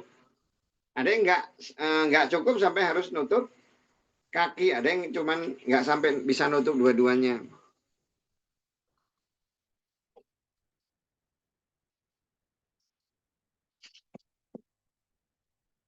Babu bab siabi pakaian al-baidi putih al mukafan yang dibungkuskan untuk membungkus.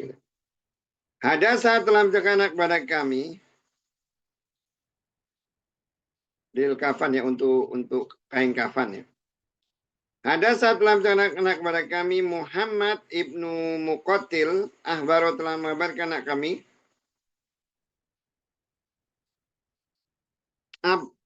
Abdullah Akbar telah mengabarkan kepada kami Hisam ibnu Urwah dari abi bapaknya dari Aisyah radhiyallahu anha anna sungguhnya Rasulullah sallallahu alaihi wasallam kufina di kafani dia di dalam salah satu tiga aswabi baju Yamaniyah dari daerah Yaman dengan baidi putih, baju kapan yang putih, Suhuliyah.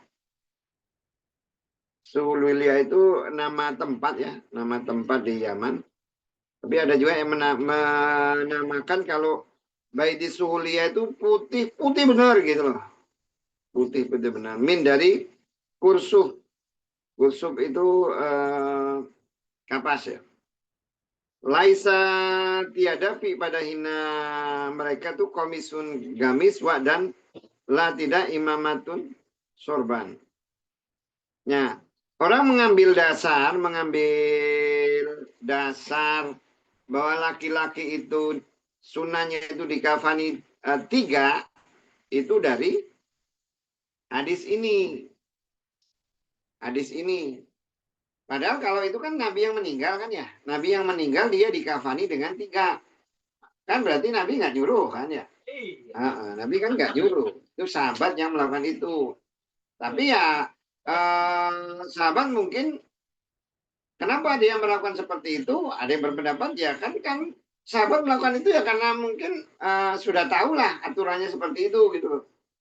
Tapi memang tidak ada hadis yang menjelaskan bahwa ini harus dikafani dengan 1, 2, 3 atau 4 itu nggak ada hadisnya.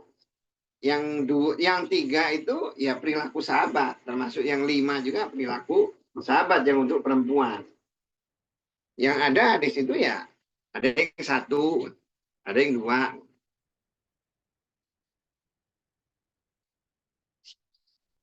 Kemudian terkait dengan warna putih kan. Padahal Nabi itu kalau yang senang itu warna hijau ya. Iya, hijau. Nabi itu kan senangnya kan warna itu kan hijau. Nah, terkait dengan warna putih juga seperti itu. Kain kafan itu apakah harus putih? Tapi ulama melihat, ya ini kan karena orang itu memilih putih itu supaya bersih, gitu. Kembali fitrah, gitu. Kan memilihnya kan seperti itu. Tapi sebenarnya tidak ada kekhususan bahwa kain kafan itu harus putih. Kain kafan itu harus putih. Tapi secara umum, karena udah disepakati oleh ulama sepakat ya udah putih aja lah biar sama. Dan takutnya nanti kalau nggak apa-apa nggak masalah ya kita ambil warna-warni nanti.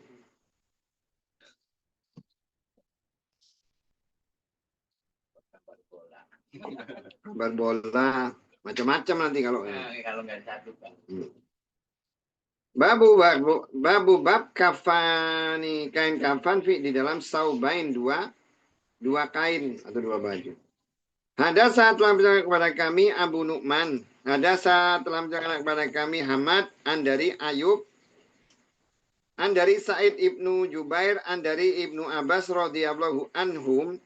Qala berbicara dia bainama ketika rajulun laki-laki waqifun berdiri di Arafata Arafah tahu-tahu waqa'a jatuh dia an dari rohilati kendaraannya maka waqasot cedera dia atau kola berbicara dia maka au kosat cedera dia atau membuat cedera dia kepadanya. Kola berbicara Nabi sallallahu alaihi wasallam Iksilu memandikanlah kalian kepadanya bi dengan ma'in air, wa dan sider-sider, wa dan kafinu mengkafanilah kalian hu kepadanya bi di dalam saubaini dua kain. Wa dan la jangan tuh nitu meminyaki kalian hu kepadanya, wa dan la jangan tuh khomiru menutupi kalian roksak palahunya. Fa maka inas hunya yub'asu dibangkitkan dia yauma di hari al-kiamati kiamat mulabian dengan bertalbiyah.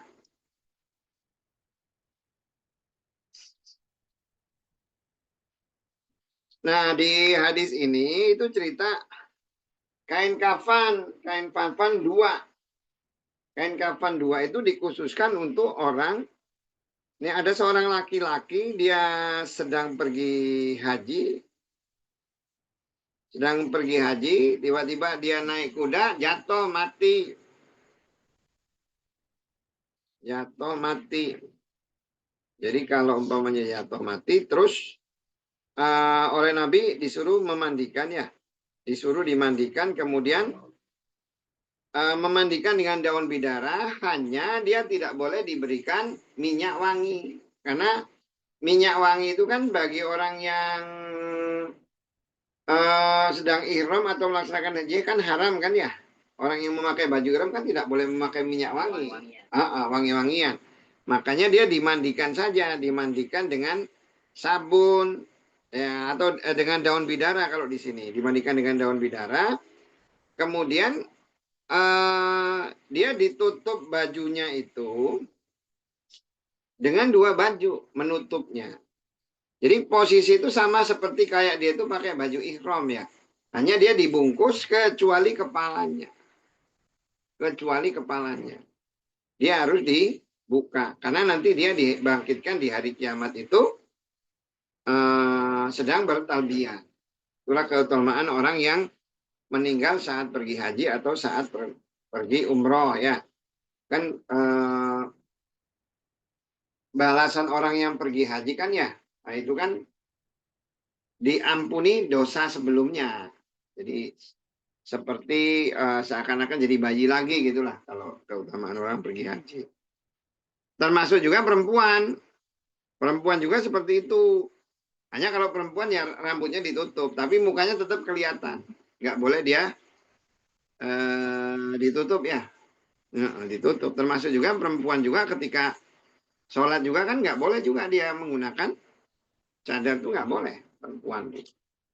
Makanya itu salah satu pendapat orang yang berpendapat bahwa cadar itu bukan sesuatu yang wajib. Karena apa? Ya di sholat aja dia harus dilepas, nggak boleh dia.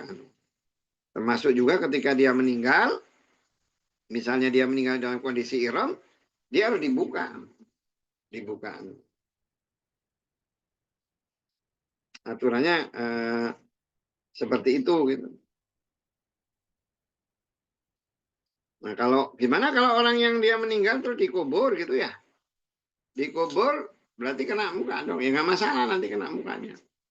Kemudian kalau orang yang dikubur, apakah dia, kalau laki-laki kan ditutup semuanya seluruh anggota badan itu kan? Apakah sebenarnya perlu dibuka? Kan orang biasanya dibuka ya. Dibuka mukanya kan ya, biar kena. Sebenarnya itu nggak ada sih perintahnya di dalam agama suruh buka itu nggak ada. Itu hanya orang salaf aja, orang dulu gitu yang ulama dulu yang biar dia kena tanah gitu loh. Padahal sebenarnya kalau perintah nabinya tidak ada. Suruh nutup kok malah. Tutup aja nggak usah dibuka. Yang paling kalau ikatan dilonggarkan, dia tapi tetap dibungkus di dalam ini kain kafan, nggak dibuka. Kalau mau dibuka ya nggak masalah sih itu, nggak masalah sih kalau dia mau. Apakah melanggar ya enggak.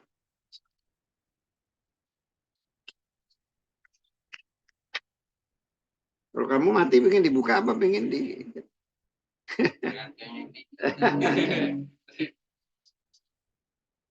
pasrah aja lah. Yang ngurus. Bab hanut minyak wangi li bagi al-mayyiti yang meminyaki li bagi al-mayyiti orang yang meninggal. Hadasa telah bercakap kepada kami Kutaibah, hadasa telah bercakap kepada kami Hamad, an dari Ayub, an dari Sa'id ibnu Jubair, an dari Ibnu Abbas radhiyallahu anhuma.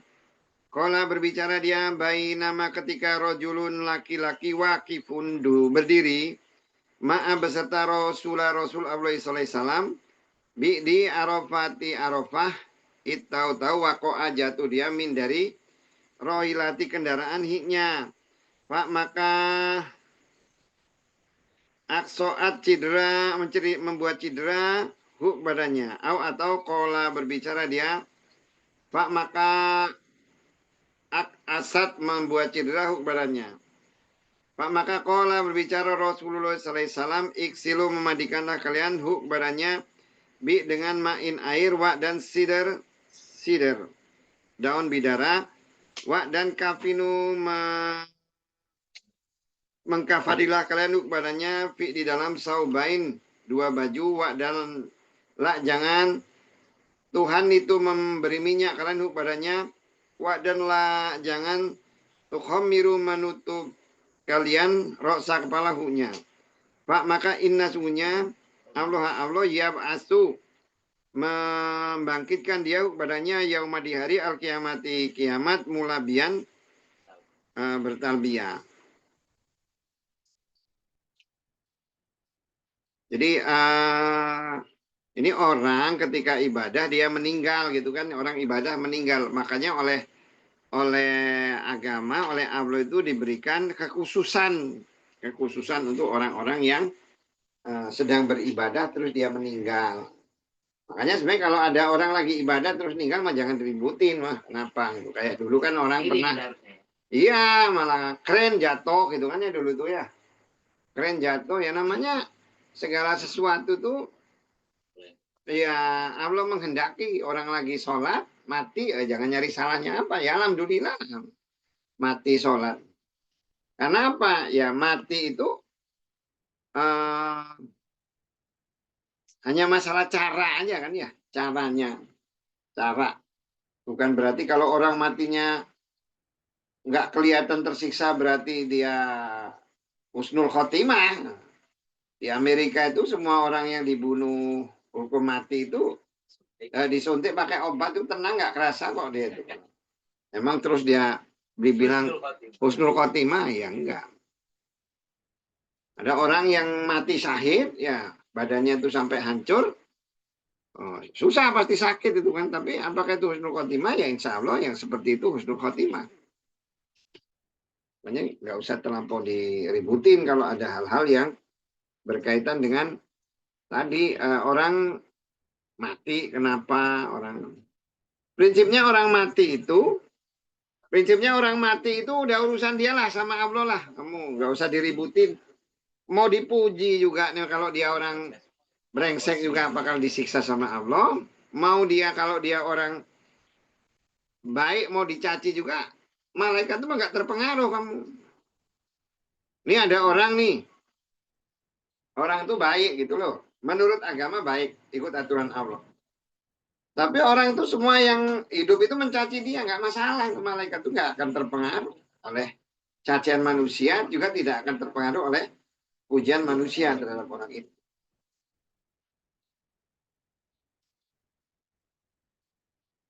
Kaifa bagaimana yukafanu di kafani al muhrimu orang yang berihram. Ini hadisnya ngulang lagi. Ada saat telah berkata kepada kami Abu Nu'man akhbaro telah mengabarkan kepada kami Abu Awana. Jadi kalau kita lihat ya hadisnya ini 4 itu ngulang narasinya itu sama. Sehingga makanya ada namanya ringkasan Sahih Bukhari. Ringkasan Sahih Bukhari itu diambil yang hadis yang isinya itu sama tapi diringkas. Yang sama-sama diringkas jadi satu. Ambil aja satu kan isinya sama. Nah, padahal yang seperti itu salah. Kenapa salah? Karena justru dengan kalau ada hadis itu yang paling bagus itu kalau perawinya sama. Perawinya banyak, hadisnya sama. Berarti hadis itu disebut sebagai hadis mutawatir. Ketika di hadis itu mutawatir itu berarti Pertama memastikan bahwa hadis itu benar, nggak salah. Terus hadis itu bisa dijadikan dasar hukum. Semakin banyak mengulang semakin bagus perawinya. Yang penting kan perawinya itu beda-beda ya, beda-beda. Kalau yang ini Abu Nu'man, kalau yang bawah nanti Musaddad. Jadi ada sana telah bilang kepada kami Abu Nu'man akhbaru telah mengabarkan Abu Awanah an dari Abi Bishr an dari Sa'id ibnu Jubair. Sa'id ibnu Jubair an dari Ibnu Abbas. Sa'id bin Jubair itu muridnya Ibnu Abbas. Karena dia akhirnya itu salah satu ulama gitu ya. Ulama yang sangat terkenal. Hanya dia waktu itu dia bergabung dengan kaum pemberontak Abdurrahman ya. Karena melihat kezoliman Hajjaj ya. Hajjaj itu kan kerjanya bunuhin orang lah kayak kalau sekarang itu kan Netanyahu lah gitu kerjanya bunuhin orang. Makanya ketika ada salah satu keluarga Nabi yang masuk keluarga Nabi mengajak berjihad melawan, dia ikut. Akhirnya dia dibunuh oleh Hajjaj. Nah, makanya Hajjaj itu yang dibunuh oleh Hajjaj As-Saqaf itu banyak benar. Makanya padahal kita tahu dosa pembunuhan itu nantinya akan diadili pertama kali di akhirat itu adalah dosa pembunuhan. Dan orang itu ketika mengambil nyawa orang itu yang pertama kali akan diperdebatkan tuh di depan Allah itu adalah orang yang dibunuh itu akan ditanya kenapa kok saya dibunuh gitu, kepada orang yang membunuh. Nah kalau yang dibunuh banyak bingung kan ya pasti ya. Kalau yang bunuh kayak berapa itu kayak Gaza itu dibunuh kan ada berapa ribu nih, 60.000 apa 70.000. Jadi ya Netanyahu itu akan setiap satu orang itu ditanya satu-satu tuh. Wah, umat kepalanya. Nah, karena dalam Islam itu kan orang itu hanya boleh membunuh itu karena orang Islam itu dibunuh itu karena 3 hal. Nah, pertama karena kisos, kedua karena apa? Murtad. Ketiga? Hah? Enggak, murtad. Yang ketiga kalau dia laki-laki dia beristri tapi dia berzina. Hukumnya kan dibunuh kan, bukan dirajam, dibunuh. Ya dia dirajam sampai mati, bunuh sama aja. Tiga itu hanya 3 itu boleh alasan membunuh. Selain itu tuh nggak boleh dibunuh. Karena korupsi 100 triliun nggak ada dalam Islam tuh. Korupsi 1 triliun ya cuma potong tangan aja.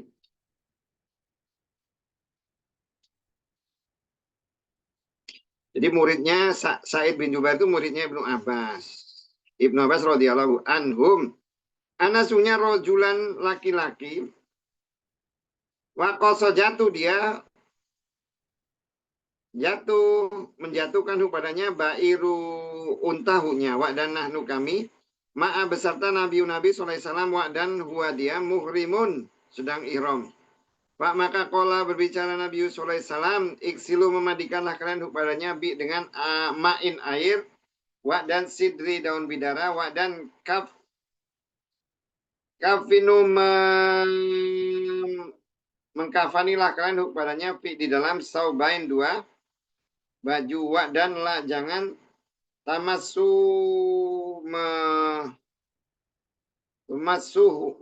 apa itu memegangkan tuh apa itu terus menyentuhkan kalian padanya tiban minyak wangi wa dan la jangan tukhamiru menutup kalian rosak palahunya. Pak maka inasunya Allah ya ba'asu membangkitkan dia kepadanya yauma di hari al-kiamati kiamat mulabian dengan bertalbiyah. Ini kok tamu. Hadasa telah menjangan kepada kami Musaddad, hadasa telah menjangan kepada kami Hamad ibnu Zaid dari Amr wa dan Ayub dari Sa'id ibnu Jubair dari Ibnu Abbas radhiyallahu anhum Kola berbicara dia karena ternyata rojulun laki-laki waki pun berdiri ma'a beserta Nabi SAW di Arafah. Pak maka wako'a jatuh dia dari rohilati kendaraan hiknya. Kola berbicara Ayubu Ayub. Pak maka wakosot mencidera dia badannya. Dan kola berbicara Amr. Pak maka aksoat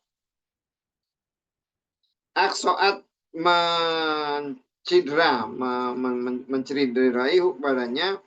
Pak maka mata mati dia.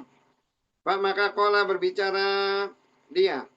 Iksilu memandikanlah kalian badannya dengan ma'in air wa dan sider daun bidara wa dan kafinu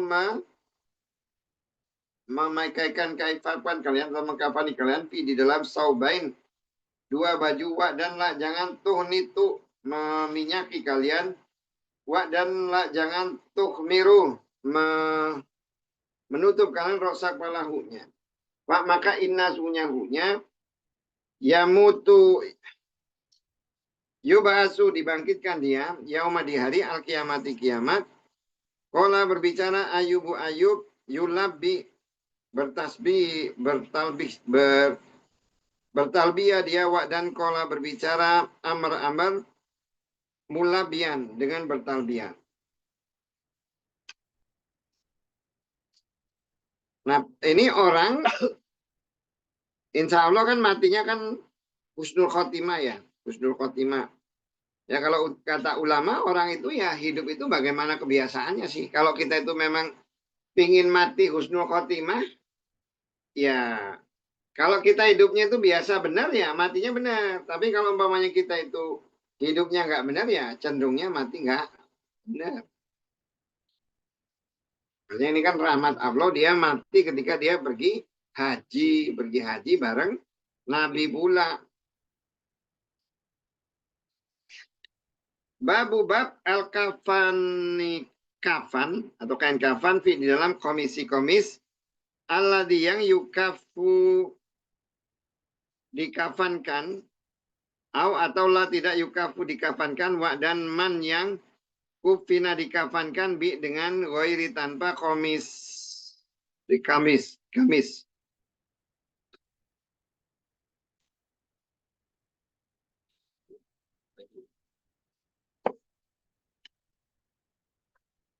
Hadasa telah menceritakan Musaddad kola berbicara dia.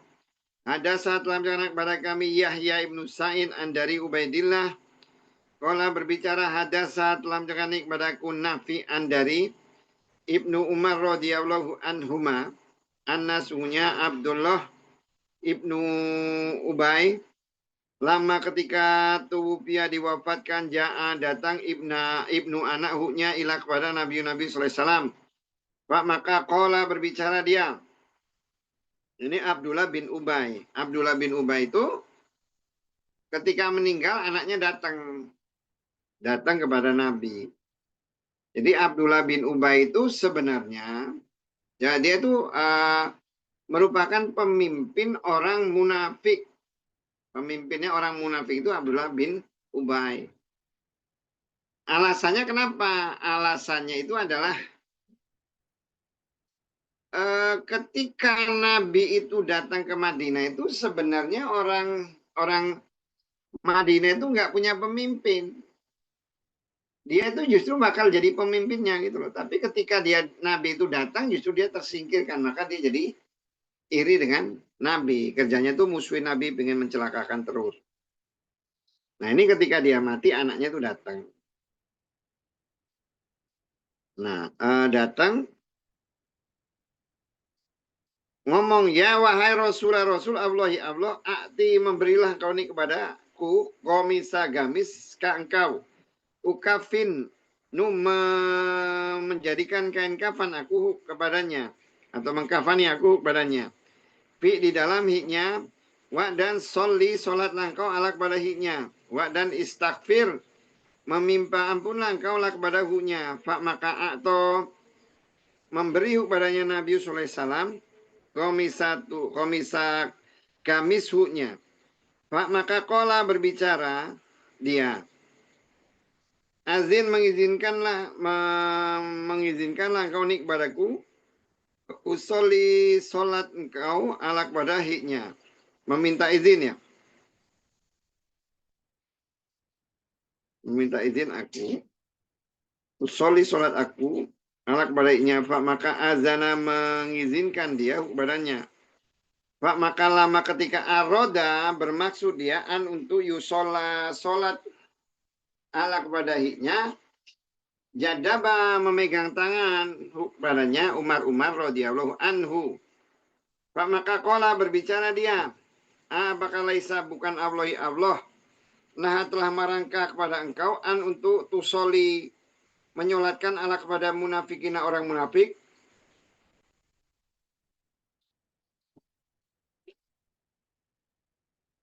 Maka kola berbicara dia. Aku baina antara hirota ini dua pilihan.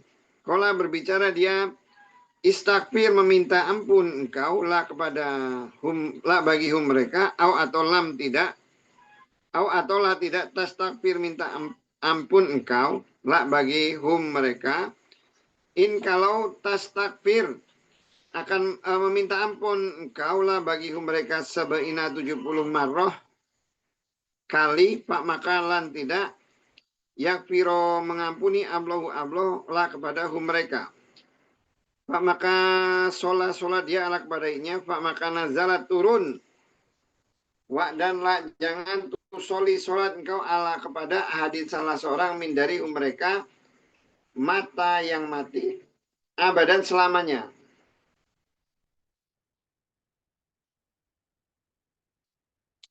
Ada saat dalam tangan kepada kami Malik ibnu Ismail. Ada saat dalam tangan kepada kami Ibnu Uyainah dari Amr. Sami'a mendengar Jabir kepada Jabir radhiyallahu anhu. Qala berbicara dia. Ata datang Nabi sallallahu alaihi wasallam Abdullah ibnu Ubay. Ba'da setelah yang dupina dikebumikan dia. Maka akhroja mengeluarkan dia kepadanya. Maka nafasa menyemburkan dia. Pada hiknya min dari riki air ludahinya. Dan ilbasa memakaikan dia kepadanya komiso bajuhunya. Jadi ketika Abdullah bin Ubay meninggal, anaknya itu datang. Anaknya itu tahu bahwa bapaknya itu orang munafik. Anaknya itu tahu. Dan itu udah jelas gitu. Kalau yang lain itu masih belum jelas. Tapi kalau Abdullah bin Ubay itu memang jelas-jelas orang munafik dan semua orang itu tahu kalau dia itu orang munafik, termasuk juga anaknya. Nah, sampai saking termasuk dia juga pernah berusaha untuk membunuh Nabi, beberapa kali berusaha membunuh Nabi. Nah, Nabi itu walaupun diperlakukan seperti itu dia tidak dendam kepada Abdullah bin Ubay karena dia tahu kenapa Abdullah bin Ubay itu dendam sama dia karena kalaulah nggak ada Nabi dia yang jadi pemimpin. Jadi dia itu jadi memusuhi Nabi itu karena kedatangan Nabi membuat dia itu nggak bisa jadi pimpinan orang Ansor. Makanya Nabi itu memaklumi. Tapi hebatnya itu ya Allah itu ya Abdullah bin Ubay itu pimpinan orang munafik, anaknya itu jadi orang yang soleh. Bahkan ketika dia tahu bapaknya itu berusaha mencelakakan Nabi, didatengin. Kemudian dia izin sama Nabi, malah mau dibunuh bapaknya. Jangan, ya, kata Nabi. Kamu berbuat baiklah kepada dia. Dia pamit, Nabi, biar saya yang bunuh bapak saya. Kenapa? Karena kalau orang lain dibunuh, yang membunuh bapak saya sakit. Saya harus balas dendam. Nanti saya balas dendam, saya membunuh orang muslim, saya masuk neraka. Lebih baik saya aja yang bunuh bapak saya. Kata Nabi, jangan. Tapi kamu berbuat baiklah kepada bapakmu. Nah ketika dia meninggal, dia tahu nih Abdullah bin Ubay itu bahwa orang kafir itu, orang munafik itu tidak disolatkan gitu. Makanya dia minta izin kepada Nabi. Gimana?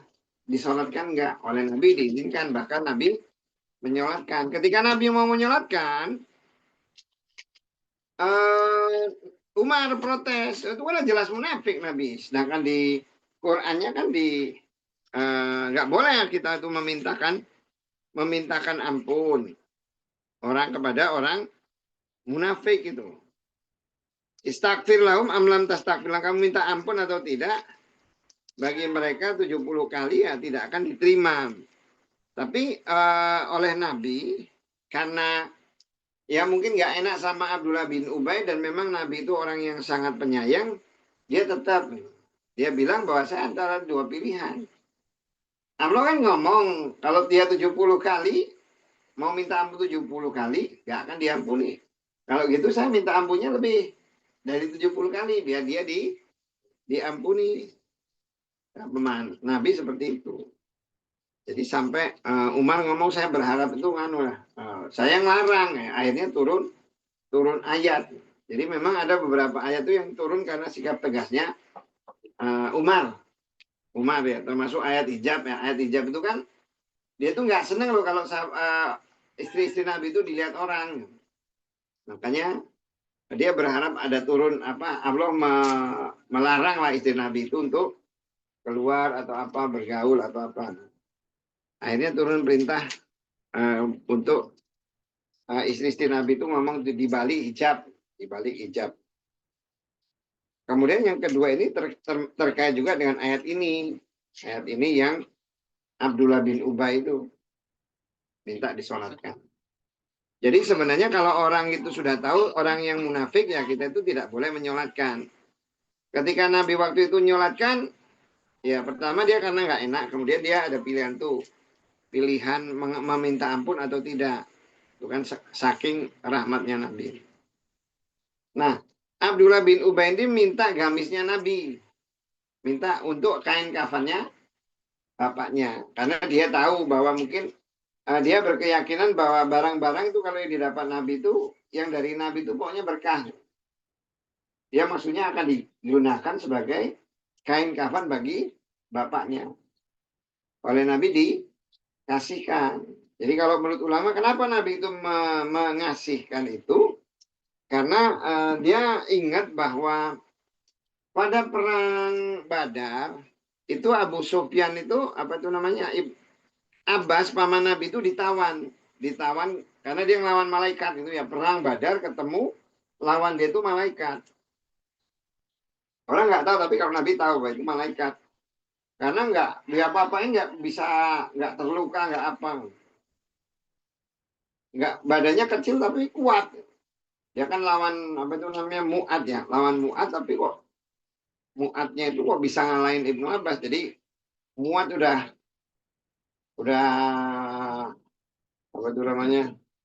udah bangga loh badan saya kecil tapi saya bisa melawat Ibnu Abbas, bisa menawat Ibnu Abbas. Kata Nabi, kamu jangan bangga, kamu itu karena kamu dibantu malaikat. Makanya Ibnu Abbas itu mau bacok kamu nggak bisa, dia cuma kayak kepegang ada yang megangin. Itu malaikat yang bantu kamu. Nah, waktu ditawan itu Ibnu Abbas itu dia nggak pakai baju. Bajunya rusak kan perang.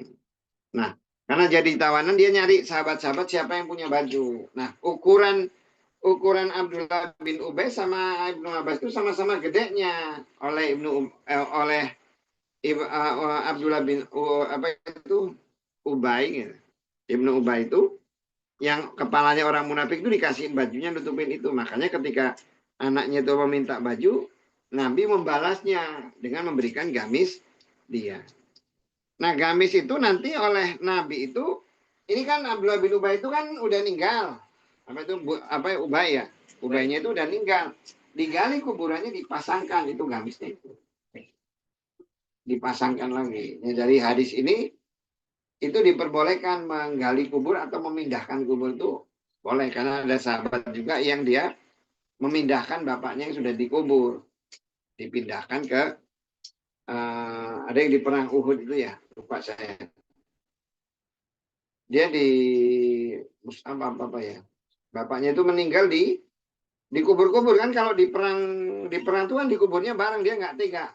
Lihat bapaknya itu dikubur bareng, akhirnya dipindahkan oleh dia, digali dibawa sendiri.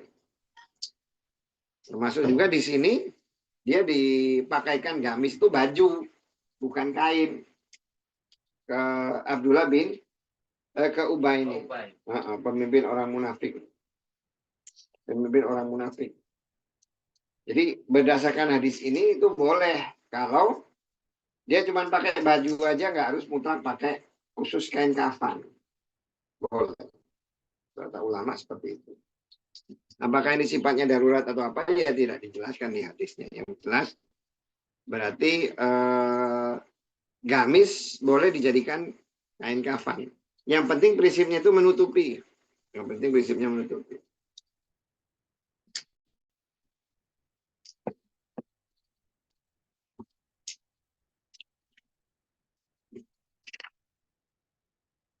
Satu lagi hadisnya.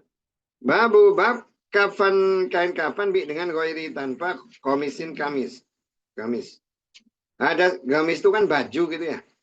Ada saat telah bertanya kepada kami Abu Nuaim. Ada saat telah bertanya kepada kami Sufyan an dari Hisam an dari Urwah an dari Aisyah radhiyallahu anha. Kolat berbicara dia kufina di kafani Nabi sallallahu alaihi wasallam. Salah satu tiga aswabi pakaian suhulah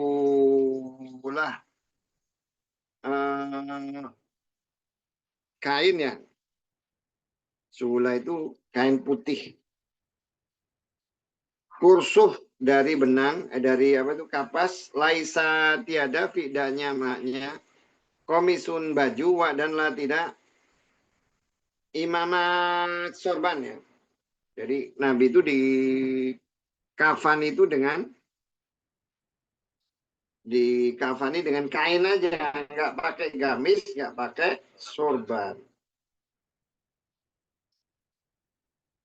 Ada saat dalam kepada kami Musadat, ada saat dalam kepada kami Yahya an dari Hisam, ada saat dalam kepada kami Abi an dari Aisyah radhiyallahu anha. Anna sunya Rasulullah SAW kufina di kafani di dalam salah satu tiga aswabi kain laisa tiada fi pada haknya komisun baju wa dan la tidak imamah sorban. Jadi Nabi itu tidak dipakaikan baju, tidak dipakaikan baju. Menjelaskan bahwa Nabi itu tidak pakai baju, tapi apakah boleh orang yang meninggal dipakai baju? Ya nggak masalah kalau kata ulama. Prinsipnya dia dipakaikan sesuatu yang menutup. Tapi kalau dia mau kafan aja juga nggak masalah juga. Kan kalau baju itu ya kayak ini ya kayak gini nih baju. Ada kancingnya, ada apa. Kan itu cuma sama tertutup juga. Tapi kalau untuk mau nutup seluruh badan kan harusnya lebar kan ya. Karena kan suruh nutup semua masalahnya. Terus nutup semua. Jam berapa nih? 52. Bersama lagi hadisnya. Babu bab kal kafanu. Kain kafan dan la tidak imamatun sorban. Ada saat telah menceritakan kepada kami Ismail kola berbicara dia. Ada saat telah menceritakan kepadaku Malik an dari Hisam. Ibnu Urwah an dari abi bapaknya an dari Aisyah radhiyallahu anha. Anna sungguhnya Rasulullah SAW kufina di kafani dia di dalam salah satu tiga aswabin kain bi dengan baidi yang putih suhuliyah baju suhuliyah dari Yaman ya yang sangat putih. Laisa tiada fi pada haknya komisun gamis wa dan la tidak imamatun korban. Jadi nggak pakai baju, nggak pakai baju, nggak pakai anu. Hanya dia Nabi itu memakai kain kafan aja. Babu bab al kafanu kain kafan min dari jamis kumpulan malihata. Wa dan bi dengan hiknya. Wa dan kola berbicara atau wa dan azuri zuri. Wa dan Amr ibnu Dinar. Wa dan kotada. Wa dan kola berbicara Umar ibnu Dinar. Al-hanutu minyak wangi min dari jami'i seluruh al-malihata. Wa dan kola berbicara Ibrahim yubda'u dimulai bi dengan kafani kain kafan, suma terus bi dengan daini hutang, suma terus bi dengan alwasiati wasiat. Wa dan kola berbicara Sufyan, ajru upah kubri orang yang mengubur, wa dan ghosli orang yang memandikan, huwa dia min dari al kafani kain kafan. Jadi menurut hadis ini, menurut ulama bahwa biaya untuk kain kafan itu diambil dari orang yang meninggal. Diambil dari apa? Hartanya yang ditinggalkan. Jadi harta yang ditinggalkan itu pertama itu diambilkan kain kafan.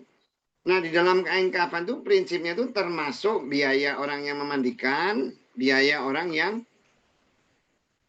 menguburkan. Kalau ada yang ngupah ya, ada yang kan ada orang ngubur itu dikasih uang juga kan dari situ. Tapi kalau kita kan ada sumbangan ya, yang orang-orang itu datang kan, kalau di Arab kan enggak ya, orang yang datang ngasih uang atau apa. Biasanya dari situ sih.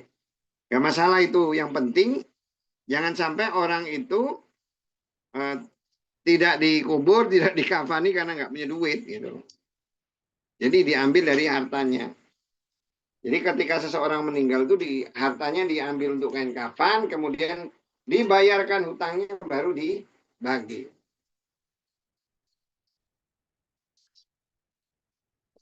Oke ya. Ada pertanyaan ya? Apa ini pertanyaan? Dari wasiat. Ya, Mbak, kisah.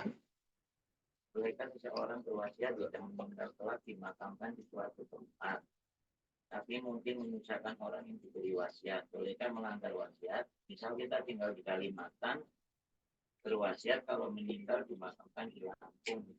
Oh ya. Ya boleh aja kalau orang itu berwasiat. Yang penting sanggup aja yang diberikan wasiat. Sanggup aja. Kan ada sebagian orang yang mungkin dia merasa berat gitu ya. Oh kalau saya meninggal misalnya mau dimakamkan di mana. Itu nggak masalah itu. Nggak masalah, boleh aja sih ya. Dan selama yang diberikan wasiat, artinya ahli warisnya itu memang mampu melaksanakan itu, ya memang wasiat itu harus dilaksanakan. Kalau di harta itu kan untuk pembagian harta kan dia tidak, wasiat itu kan dia tidak boleh lebih dari sepertiga ya. Tapi boleh bagi saya kalau mau berwasiat dimakamkan di mana. Selama yang diberikan wasiat itu mampu dan tidak banyak menyusahkan. Cuman hal yang harus diingat itu kadang kan orang berpikir gitu ya, ketika dia meninggal itu dikubur misalnya di mana deket sama istrinya gitu kan. Dipikirnya nanti kalau dikubur samping istri itu ya ketemu, ya nggak gitu juga sih. Sebenarnya sama aja dimakamkan di mana aja sih gitu. Dimakamkan di mana aja sama, namanya juga di alam barzah. Alam barzah itu ya nggak ketemu orang, sendiri seperti dalam kaca. Jadi kalau udah mati itu mau dimakamkan di mana aja nggak masalah. Hanya kadang biasanya karena orang itu nggak ngerti agama berpikirnya seperti itu. Saya pokoknya harus dimakamkan di sini. Ya nggak apa-apa kalau misalnya saya dimakamkan samping istri, ya bagus-bagus aja sih. Tapi kalau misalnya jauh, kamu meninggal di Brazil, mau dimakamkan di Indonesia mah kerjasama dulu dengan malaikat. Kelamaan itu nunggu 7 hari baru sampai. Tapi kalau mau diingani nggak masalah. Kalau yang diberikan wasiat bisa melaksanakan, itu lebih bagus. Oke ya, itu aja ya. Oke, kalau nggak ada yuk kita doa dulu ya.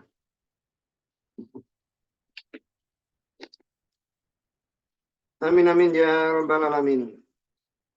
Rabbana uzi'na naskuru ni'mati allati an'amta 'alaina wa 'ala walidayna wa an na'mal amalan sholihan tardo wa arkhina bi rahmatika fi ibadikas sholihin. Rabbana ighfir lana dzunubana wa li walidayna wa li jami'il muslimin wal muslimat wal mu'minina wal mu'minat al ahya'i minhum wal amwat innaka qaribun mujibud da'wat ya qadiyal hajat. Rabbana inna nas'aluka huda wa tuqa wal afafa wal ghina. Rabbana inna na'udzubika min syarri nafsi was syaitani was syirki wal kufri wan nifaq wa sul ahlak fi ahli wal mal. Rabbana inna na'udzubika min adzabil jahannam wa adzabil qabr. Rabbana ja'alna minas solihin wa ja'alna minal muttaqin wa ja'alna minal muqarrabin wa ja'alna minal mutawakkilin. Rabbana inna nas'aluka al-jannah wa ma qaraba ilaiha min qaulin aw amal wa na'udzubika min narika wa ma qaraba ilaihi min qaulin aw amal. Rabbana taqabbal minna innaka antas samiul alim walhamdulillahi rabbil alamin. Allahumma sholli ala sayyidina. Yuk semuanya ya. Assalamualaikum warahmatullahi wabarakatuh.